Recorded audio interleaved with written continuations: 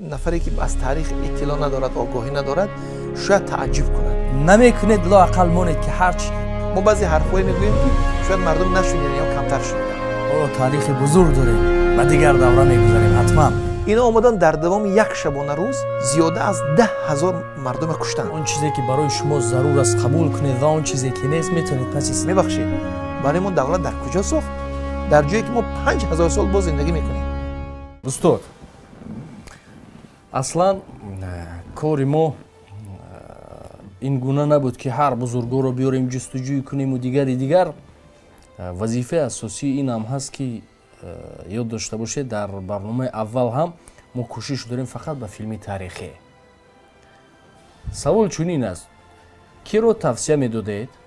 مثلا رفت یک رو نمیگیریم 3 نفر رو از بزرگان ما دینی و دنیوی رفت ما اگر فیلم برداری کنیم از کی شروع کنیم یا که از کی شروع نکنیم مثال کی ها رو 3 نفر رو نمبر بکنید که ما توانیم که از آنها فیلم ثبت کنیم. از شخصیت های امروزه شاید نه از شخصیت هایی که در تاریخ بودن شاید بیشک قسمی انسان ها بیان که از سامانی سر کن این همچون یک لقمه پرتوی بود مثال بگن که از سامانی سر کن در حقیقت یکی از وی ملی ما یکی از وی فخر ما اما باز دیگر بزرگان داره. اگر ضرور باشد که در باره 3 شخصیت بزرگ ما یعنی فقط شما 3 نفر گفتید خوب میشد که ما در همین باره 3 شخصیت فیلم بسیار بزرگ جداگانه ثبت کنیم. اگر فقط 3 شخصیت باشد یکی کوروش کبیر یکی اسماعیل سامانی و سوم صدرالدین عینی. تا حال فیلم درباره صدرالدین عینی ثبت شده است یا نشده است؟ از شوروی تا امروز فیلمی هست. فیلم های کوتاه مدتی حجتی است. باید یک فیلم برای اینکه روزگار عینی برای آفریدن 100 فیلم بسنده میکنه. کارنامه اسماعیل سامانی هم برای آفریدن یک سریال کفایت میکنه. امروز درباره کوروش هم بگویم. کوروش هم شخصیتی است که اون جغرافی محبوبیتی اون به تاجیک و تاجیکستان خلاصه نمی شود. تمامی قوم های آریایی او را پدری خود می دانند و حتی قوم های غیر آریایی او را نجات بخش خود می دانند. در کتاب مقدس یهودی ها و مسیحی ها در بیبلیا نام او با حرف های زرین ثبت شده است. کوروش نخستین اعلامیه حقوق بشر را برای مردم جهان هدیه کرد.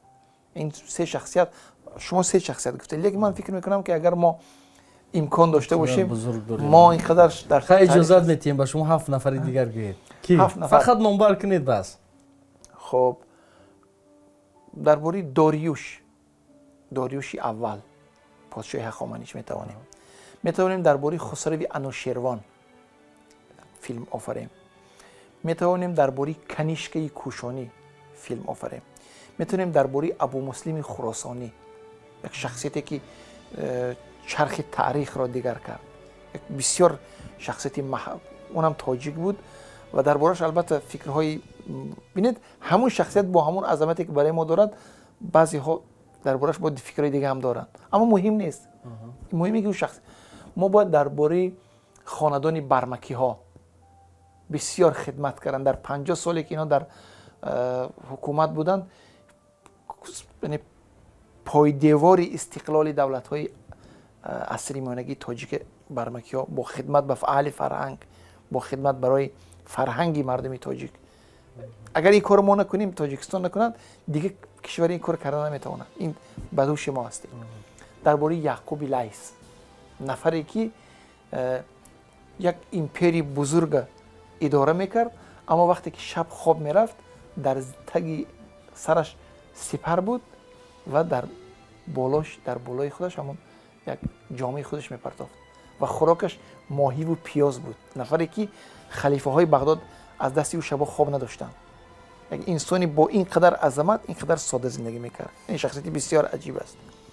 خب ما میتوانیم درباره شخصیت های درباره مثال تیمور ملیک میتوانیم همین قدر ایستادم گفتم شاید یک بار امام بخاری گوید یا که مولانا گوید. درباره امام بخاری فیلم است. اگر که فیلم هست. بله. چون فیلم های شوروی دوره لنته چون حاضر اگر که برون از کشور میشویم دولت های مسلمانی من تو سامانی رو هم از سامانی خطا کردم از بعد درباره همون امام بخاری که فرموده اسماعیلی بخاری که چون این زمان حاضر فقط ما رو همین گونه میشناسن. درباره امام ترمذی یک شخص بسیار مشهوره که هم سنگ و هم سطح امام بخاری است. درباره امام اعظم ابو حنیفه مصری ها یک فیلم گرفتن اگر دیده باشید، اما فیلم رو که به دل من ننشست. فیلم بسیار خشک برآمده است. درباره ابو حنیفه می شود. درباره ابو ریحان بیرونی می شود فیلم گرفت. درباره سینا و درباره سینا هست فیلم. در زمان شروع یک فیلم گرفتن. در ایران هم یک فیلم درباره سینا هست. البته یادآور شویم آنچه که سینماگرای شوروی کردن البته او هم از قالب همونها بود، نه اصلی که مثال وقتی که بسیاری فیلم ها رو تماشا میکنیم بسیاری قصه هایی که همون کریلی چاپ شدن همون شوروی همونه که برای ما هر طوری که خواستن پیشنهاد کردن چون فقط کتاب سوزاندن اگر تاریخ رو خوندیم. اما اون چیزی که از بزرگان میشنویم اون چیزایی که اومده است اصلی کلان دیگر است، یک کیفیت دیگر دارد. خب ببینید درباره رودکی یک فیلم گرفتن در زمان شوروی با نام قسمت شاعر. این یک جایزه بین المللی هم گرفته بود و این فیلم اگر من نمیدونم اگر این فیلم 100 بار تماشا کنم هنوز باز میخوام از نو تماشا کنم. اما بازم یک چیز دیگر، یک فیلم همگی یک فیلم یک سری است. لیکن درباره رودکی میشود حتی سریال گرفت. شخصیتی که رودکی به پدری ادبیات فارسی است رودکی. خب میشود درباره خب ابو ریحان بیرونی گفتیم، درباره همین مولانا جلال الدین بلخی خوب میشد که البته درباره مولانا جلال الدین بلخی چند کشور یعنی ما، افغانستان، ایران، ترکیه، این 4 کشور هر کدامشون میگویند که ما یعنی مولانا جلال الدین بلخی به خودشون نسبت میدن. پس میگویند که همین چیزهای نوشته شده و کدام زبان کتاب اصلی است. یعنی ما پس 3 خلق میشود، یعنی 3 خلق. اما ترک ها هم در اینجا باید یک چیز اعتراف کنیم. ترک ها سرزمین همون آسیای خرد ترکیه امروزه یکم برای مولانا پناهگاه دادن و مولانا را در زندگیش و بعد از مرگش و امروز هم تا هر چقدر توانستن مولانا را احترام گذاشتن.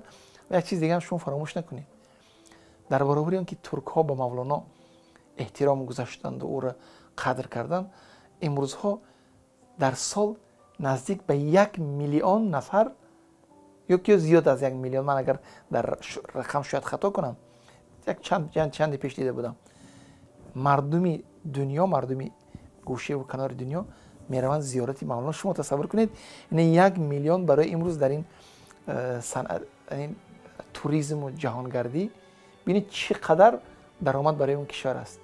من فکر میکنم که اگر ما البته یک چیز بگویم که مولانا یک تاجیک بود، زاده همین سرزمین وخش ما هست، وخش و بلخ. بعد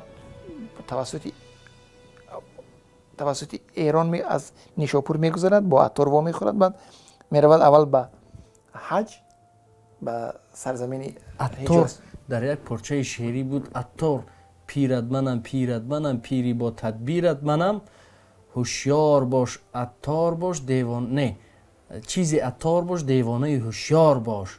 مولانا عطار در مولانا کودک بود که عطار او را دید و شناخت. کودک بود. چگونه شناخت؟ میگن که از موافقین روایتی که هست میگن او را وقتی که دید به پدر مولانا به سلطان العلماء گفت که این پسر در آینده آتش به تمام عاشقان جهان خواهد زد، مثل همین یک سخنه. و میگن کتابی خود اسرارنامه را به این هدیه کرد و مولانا هم به یادی همین حادثه میگه عطار روح بود و سنایی دو چشم او، ما از پس سنایی و عطار آمدیم. بعد ما میتونیم درباره شخصیت مشهوری دیگر، درباره علامه تفتزانی که یک عالم بسیار بزرگی هم عالم ساحه دین است هم ساحه فلسفه هست. استاد بیاید یک کار کنیم، هر نفری رو که ما دعوت بکنیم با جز اون چیزی که از اون کس میگیریم برای دیگران میدیم، آیا شما امکان دارید که لااقل در یک هفته یک بار برنامه سازیم اطراف همین تاریخ، اطرافی که چون گفتیم اگر که همین تاریخ ورق زنیم هر روز و هر دقیقه و ثانیه ها گپ زنیم، ما اینقدر بزرگان داریم و تاریخ و ملت بای داریم، اینا هممون میدونیم.